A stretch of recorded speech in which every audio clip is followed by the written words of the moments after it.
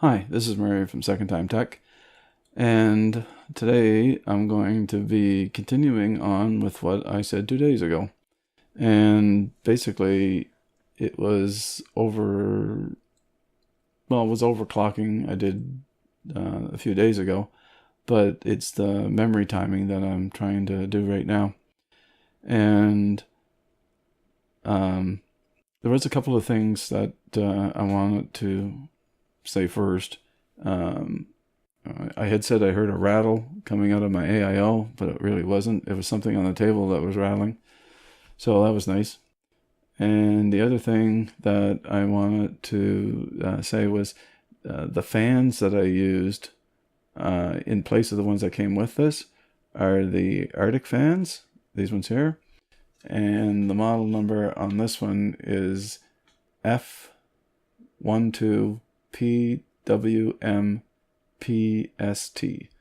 And I really like these fans. I've been using them for a while, and they're not that expensive, but they work really well. On Amazon Canada, a 5-pack is, I think, around $35, something like that. So it's not really an expensive fan, and I do find that they work quite good, especially for the price for that type of fan. For the overclocking and for the memory timing, I've been watching a lot of overclocking videos, and the ones that I liked for the memory timing is by Buildzoid, and I will put a link in the show notes to his website. I think it's actually Extreme Overclocking, if I'm not mistaken, but it'll be there in the show notes. And I'll put a link to the video that I was watching that was explaining the things about tightening the timings and adjusting the timings on your memory that he had made. Like I said, I watched quite a few different videos on it, but that one's where I get the most information from. And he talks about the types of memories. There's Heineken, Samsung, and Micron are the three companies that actually make memory.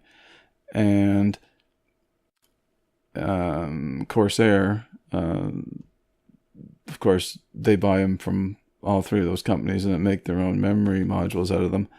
And the one that you want to get is the Samsung B die. That's like Bravo, like B as in Bravo, B die. There is an E die, which is like Echo, like E as in Echo die, but it's the B die that's the better, and it's the one that everybody seems to really like. All the overclockers seem to like is that one, and luckily this does have it, and that's just by chance. I did not look for it because I didn't even know about it at the time. So my memory is the better memory to use for overclocking. Well, we'll see how good I can do anyway. But the speed on it, the 3600 megahertz, it doesn't run that fast on the motherboard that I have, the Asus Prime X370 Pro.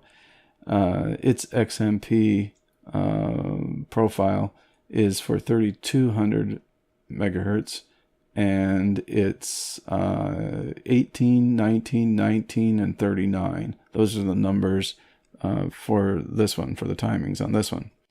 Now, those timings are only part of what you have to do. That's why I wanted to watch a lot of videos on it so I'd understand the other things. And so basically what you're trying to do is make those numbers lower. And I did get to a good one. It was 16, 16, 16, 30, and it did run for 409% on a program that's called MemTest. And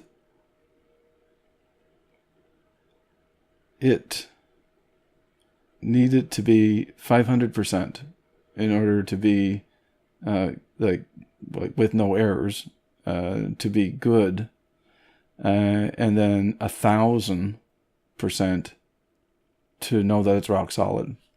But of course, mine at 409 came up with an error, so I had to stop it and then readjust timings. Then I went back and watched his video again just to make sure that I was doing things right, and I learned a little bit more, and then I played around a little bit more, and then I ended up doing more things, and then having to keep clearing my CMOS and then restarting again because I was playing around, and I was trying to hurry up and get it back to a state that I could use it, because I'm actually using this computer right now to do the audio.